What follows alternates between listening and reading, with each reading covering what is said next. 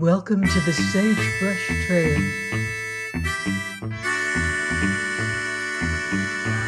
Stories of the West, from the frontier to the Yukon. I'm Mardell, reading Delilah of the Snows by Harold Benroth. Chapter 3. Conflicting Claims. The sunlight beat down fiercely on the shaven grass, and a drowsy hum of bees stole through the stillness of the Sunday afternoon when Grace Colthurst and Geoffrey Esmond strolled across the lawn at Holtcar Grange. There were at least 2 acres of it, flanked by dusky firs and relieved on 2 sides by patches of graduated color, while on the 3rd side one looked out towards the blue hills, across the deep hollow of Willow Dean into which the beech woods rolled down. A low wall along which great urns of scarlet geraniums were set cut off the lawn from the edge of the descent, and Grace, seating herself on the broad coping, glanced down into the cool shadow out of which the sound of running water came up. "It really looks very enticing on a day like this. Don't you think it is a little hard on the Hotham people to shut them out of it?" she said. Her companion, who leaned with his straw hat tilted back against one of the flower-filled urns, smiled as he glanced down at her. He was a young man of slender, wiry frame, with an air of graceful languidness which usually sat well upon him, though there were occasions on which it was not readily distinguished from well-bred insolence. "I suppose it is, but they brought it upon themselves," he said. "Nobody would mind their walking quietly through the Dean, even if they did leave their sandwich papers and their bottles behind them." "I have seen wire baskets provided in such places," said Grace. The young owner of Holtcar Grange laughed. "So have I. In fact, I tried it here, and put up a very civil notice, pointing out what they were for. The Hotham people, however, evidently considered it an unwarrantable interference with their sacred right to make as much a mess of another person's property as they pleased, for soon after the baskets arrived we found that somebody had taken the trouble to collect them and deposit them in the lake. A gardener could, however, pick up a good many papers in an afternoon." "It would naturally depend upon how hard he worked, and as you may have noticed, undue activity is not a characteristic of anybody at the Grange. Still, it would be several years before he made a young holly, from which the leading stem had been cut, grow out again, besides which the proletariat apparently consider themselves entitled to dig up the primroses and daffodils by basketfuls with spades." Grace was not greatly interested in the subject, but at least it was safe, and Geoffrey Esmond's conversation had hitherto taken a rather more personal turn than she cared about. "Still, you could spare them a few wildflowers," she said. She turned and glanced across the velvet lawn, towards the old gray house flanked by its ancient trees. The sunlight lay bright upon its time-mellowed facade, and was flung back from the half-hidden orchid houses and vineries. Esmond apparently understood her, and for a moment his eyes rested curiously upon her face. "You mean I have rather more than my share of what most people long for. Still, you ought to know that nobody is ever quite content, and that what one has only sets one wishing for more." Grace laughed. "One would certainly fancy that you had quite enough already, but I wonder if one might ask you if you had heard from Reggie lately." Esmond's face hardened a trifle. "You, at least, might. He does not write often, naturally, though I always had a fancy that Reggie mightn't, after all. have been so very much to blame as most people seem to think. Anyway, we had a letter a few weeks ago, and he had got his commission in the Canadian Mounted Police. He ought to be thankful. In the circumstances, I am pleased to hear it. And just a perceptible trace of color showed in Grace's cheeks. It is rather a coincidence that my father, who went up to London a week ago, came back with the expectation of obtaining a government post in Western Canada. A Crown Commissioner on the new goldfields, I think. He was in charge of a mining district in Western Africa, you know. I should probably go to Canada with him. Then one would most sincerely hope that Major Colthurst will get a post at home. He stopped, perhaps warned by something in his companion's attitude, and she deftly turned the subject back to the grievance the Hotham people thought they had against him. The fact that they had apparently a good deal to say to each other had in the meanwhile not escaped attention. A few lounge chairs had been laid out about a little table in the shadow of a big chestnut, and from one of them a lady of some importance in that vicinity watched the pair with distinct disapprobation. Holtcar Grange was but a portion of young Esmond's inheritance, and she had several daughters of her own. She frowned as she turned to the lady nearest her. That girl, she said acidly, is making excellent use of her opportunities. It does not appear to matter which one it is, so long as he belongs to the family. Her companion looked up languidly. The drift of that last remark is not especially plain. It would have been if you had seen what went on before Reggie Esmond went, or rather was sent, out to Canada. The Major was in Africa then, and the girl was staying here. She was only just out of the schoolroom, but that did not prevent her attaching herself to Reggie. It was only when he was no longer worth powder and shot that she turned her attention to his cousin. This, as it happened, was very little nearer the truth than such statements usually are when made by a matron who has an unappreciated daughter's future to provide for. But the lady who heard it understood the reason for her companion's rancor. Grace Colthurst, she said, is pretty, and has really an excellent style. Besides, her father evidently has means of his own. The first speaker smiled compassionately. Major Colthurst thrives upon his debts. He threw away what little money he had in speculation. Then he got himself sent out to West Africa, and either allowed the natives too much of their own way, or worried them unnecessarily, for they turned out and killed some of their neighbors who worked at the mines. That resulted in black troops being sent up, and Colthurst, who led them into a swamp they couldn't get across, was afterwards quietly placed upon the shelf. In fact, I believe he pins his hopes upon the men appointed by the new government, remembering their unfortunate friends. That, remarked her companion dryly, is after all what a good many of us seem to think the government is there for.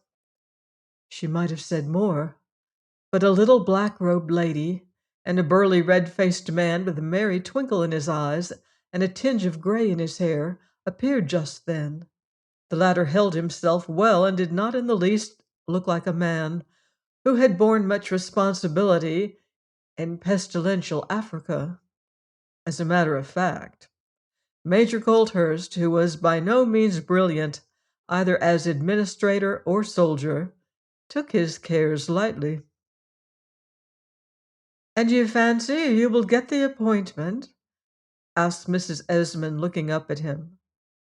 "I hope so," said Colthurst. "I really think the people in office ought to do something for me.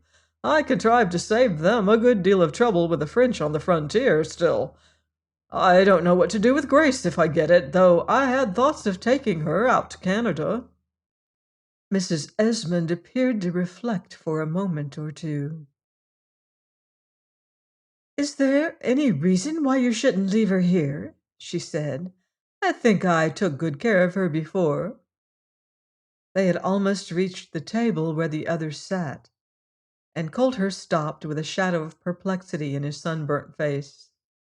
He was a widower with insufficient means, and had one or two somewhat pointed letters from importunate creditors in his pocket then. He had also been a friend of Mrs. Esmond's for more than 20 years, but though by no means fastidious in some respects, there were points on which he possessed a certain delicacy of sentiment. "I almost think there is. Grace, you see, is older now," he said. Mrs. Esmond looked up, and as it happened, Grace Colthurst and Geoffrey Esmond came slowly towards them across the lawn just then. The young man's gaze was fixed upon the girl, but she was looking away from him, which increased the suggestiveness of his attitude and expression, for both of those who watched them could see his face. Grace was indeed distinctly pretty, and that afternoon the indefinite but unmistakable attribute which the woman who had defended her termed good style was especially noticeable. It was expressed in the poise of the little head, the erect carriage, and even the fashion in which the light draperies hung in flowing lines about the shapely figure. Then the black-robed lady turned and looked at Colthurst steadily. "Yes," he said, though she had not spoken, "her mother would have known what was right and fitting, but since she was taken from me, I feel it a responsibility, to say the least." "Could you not trust me?" "In everything, that is, unless it was to your own disadvantage, or what would certainly be regarded so. You mean me to be frank, I think." "Of course. In any case, I am not sure that you are capable of concealing your sentiments." "Then," said Colthurst gravely, "I should like you to remember that Grace has nothing." Mrs. Esmond smiled. "And Geoffrey has a good deal? Still, we have it on excellent authority that the value of a good woman is above rubies." Major Colthurst was red-faced and burly and unusually abrupt in his movements, but his attitude became him as he made his companion a little grave inclination. "Grace is very like her mother. I cannot say more than that." Perhaps it was not very tactful, though he did not know what the gossips had whispered when he was a reckless subaltern long ago. In any case, he had married a woman with as few possessions as he himself had, and his life had been a hard one ever since. His companion, however, smiled somewhat curiously. "I think she is in many ways like her father, too. But that is scarcely the point," she said. "I have offered to take care of her for you." "Well," said Colthurst quietly, "when the time comes, we will try to decide, and in the meanwhile I can only thank you." Then they joined the others, and for a while sat talking in the shade, until Geoffrey Esmond, who had taken his place beside them, looked up suddenly with a curious contraction of his face. "I'm almost afraid we are going to have some undesirable visitors," he said. From beyond the trees that shut the lawn off from the village, there rose the tooting of a cornet, which was followed by a cheer and a rattle of wheels. Then there was a murmur of harsh voices, which broke portentously through the slumberous quietness, and Esmond, rising abruptly, glanced at the Major, who walked a little apart with him. Esmond looked worried. "Yes," he said in answer to the Major's questioning glance, "I fancy they are coming to pull my gates and fences down. Roberts, the groom, heard enough in Hotham to suggest that they were plotting something of the kind, and I told him to have a horse saddled, though I didn't quite believe it myself. There are, however, evidently several wagonette loads of them yonder." "The question is," said Colthurst sharply, "do you mean to let them in?" The young man laughed. "I should almost have fancied it was unnecessary. Including the keepers, I can roll up 6 men. That makes 8 with you and me, while Leslie, who is a magistrate, as you know, lives scarce 2 miles away." "Then you'd better send for him. 8 men with the law behind them should be quite enough to hold off the rabble. That is, as long as no blow is struck, but you will excuse my mentioning that you will require to keep a firm hand upon your temper." "I'll try, though I have been told it isn't a very excellent one," said the younger man. "Now, if you will beguile the women into the house, I'll make arrangements." Colthurst was not a clever man, but he contrived to accomplish it, and it was some 20 minutes later when he and Esmond walked down a path beneath the beeches with 4 or 5 of the men behind them. The major carried a riding whip, and there was a curious little smile in his eyes, while the rest had sticks, though in accordance with his instructions they made no display of them. The wood was shadowy and very still. There was no sound but that made by startled rabbits, until they came out into the sunlight, where a spiked railing crossed a narrow glade. There was a mossy path beyond it, checkered with patches of cool shadow, and a group of dusty men were moving down it towards the padlocked gate. The foremost of them stopped when they saw the party from the Grange, and then after a whispered consultation came on again. "Where are you going?" asked Esmond. "Into the Dean," said one of the strangers. "You have been to the lodge to ask permission?" "No," said another hot and perspiring man, "we haven't. It isn't necessary." "I'm afraid it is," said Esmond quietly. "In fact, there is a board to that effect a few yards back. No doubt you noticed it." The man laughed. "We did, and isn't there now. We pulled it up." Esmond flushed a trifle. "Then if you ever wish to get into the Dean, I think you made a mistake," he said. "Still, as you can't get any farther today, you may as well go back. This gate is locked." "That don't count," said somebody. "We'll have it off its hinges inside 5 minutes." The lad swung round sharply towards the speaker, but Colthurst lay a restraining hand upon his arm. "Steady," he said, and raised his voice a trifle. "Now look here, my men, you certainly can't come in, and you'll only get yourselves into trouble by trying. This is private property." "Of course," said one of the strangers, "everything is. You've got the land, you've got the water, one can't even bathe in the river now. It's not your fault you can't lay hands on air and sunshine, too." There was an approving murmur from his comrades, and Esmond shook off the major's grasp. "That is rot," he said. "Willow Dean belongs to me, and you are certainly not coming in. I don't feel inclined to explain my reasons for keeping you out of it, and it's quite probable you wouldn't understand them. Have you brought any responsible person to whom one could talk along with you?" The languid insolence in his even tone had an effect which a flood of invective might have failed to produce, and once more there was a murmur from the crowd, while a man with a grim, dust-smeared face held up a bludgeon. "We've brought these, and they're good enough," he said. Then the men moved a little, and there were cries of "Let him have a chance," as a young man pushed his way through them. He was plainly and neatly dressed, and carried nothing in his hand.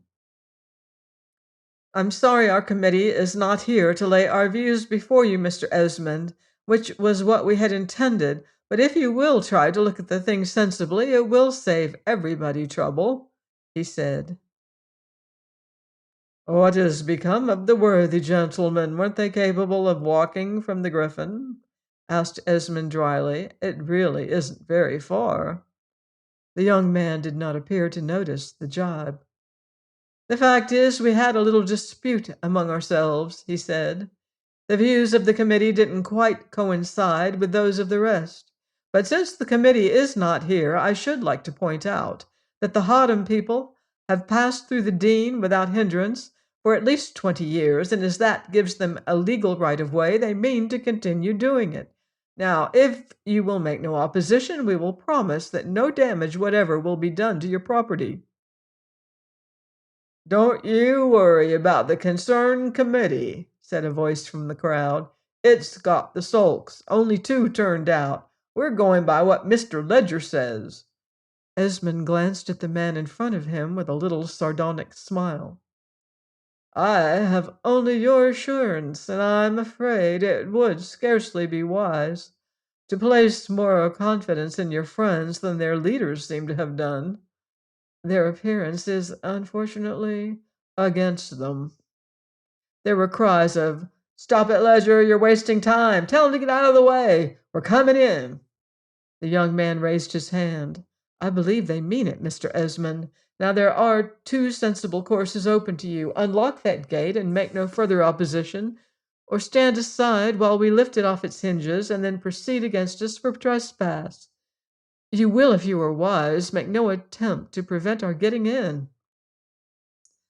There was a moment's silence, and the little knot of men behind the gate and the crowd outside watched each other's faces. One or two were evidently uneasy, others a trifle grim, but there was a portentous murmur from the dusty rabble farther back in the shadow.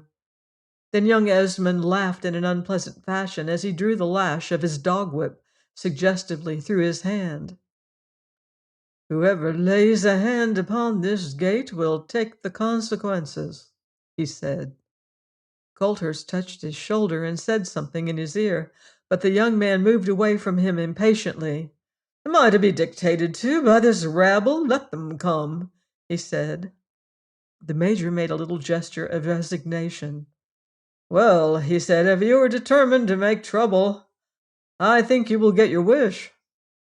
Then the front of the crowd split up, and several men came out from it carrying between them what appeared to be the post to which the notice board had been nailed. They came on at a run, and disregarding the major's warning, swung it like a battering ram. Next moment there was a crash. The gate rattled, but still held fast, while the lash of Esmond's dog whip curled around one man's hand. He loosed his hold upon the post with a howl. His comrades recoiled, and there was an angry cry from the rear of the crowd, while a sod alighted squarely in the major's face. He wiped it quietly with his handkerchief, and then seizing Esmond by main force, thrust him a few paces aside. "Go home, my men. You have my word the affair shall go no further," he said. "It's your last chance. We'll have a magistrate and several policemen here in a very few minutes." "Look out for yourself," said somebody. "We've nothing against you. Now pick up your post, boys, and down with the thing." The men with the post came on again. There was a roar from the crowd and a crash, and the gate swung open. Then, as a man with a stick sprang through the gap, Esmond's dog whip came down upon his face. Next moment somebody had hurled him backwards, and the crowd rolled through the opening. "Back there! Look after your master, Jenkins!" the major's voice rang out, and a man dropped suddenly beneath his riding crop. Then nobody knew exactly what happened, but while the sticks rose and fell, Ingleby and Esmond, who had evaded the burly keeper, found themselves face to face. Esmond, who was flushed and gasping, swung the dog whip round his head, but before he struck, Ledger sprang straight at him with empty hands. Then a stick that somebody swung came down, and Esmond fell just clear of the rest, with a gash on his forehead from which there spread a crimson smear. Ledger staggered forward, and the major gripped his shoulder and flung him into the arms of a keeper. "Hold him fast, that's the lad who did it," he said, and faced round on the crowd with hands swung up and voice ringing commandingly. "You have already done as much as you will care to account for," he said. "Manslaughter is a somewhat serious thing." The tumult ceased for a moment, and everybody saw Esmond lying very still upon the turf, with the ominous smear of crimson on his blanched face. His eyes were half closed now, and they had an unpleasantly suggestive appearance. Then Ingleby stepped forward and turned to Colthurst. "Nobody will interfere with you while you take him away, but the man you have was not the one who struck him down," he said. Give him up and we'll go back quietly." The major smiled grimly. "I hope," he said, "to hand him over to the police inside 5 minutes." "Look here," said somebody, "it was all Mr. Esmond's own fault, and so to speak an accident. Go and get a doctor for him, and let us have our man." There was a little hard glitter in Colthurst's eyes. "He will find it difficult to persuade a jury of that. Stick to the lad, Junkins, and pick Mr. Esmond up, two of you. Stand aside there, and it's possible we will not proceed against any more of you." Ingleby turned to the crowd. "You're not going to let them hand him to the police for a thing he didn't do?" There was a rush and a scuffle. The major's riding crop was torn from him, and groom and gardener and keeper were swept away, while Ingleby, laughing harshly, reeled into the shadow of the trees with his hand on Ledger's shoulder. "I think," he said, "there is nothing that need keep us here."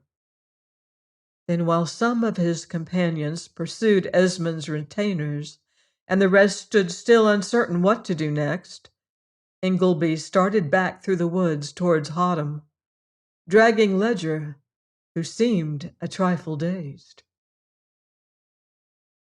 Join me next week on the Sagebrush Trail for more Western adventure in Delilah of the Snows by Harold Benloss.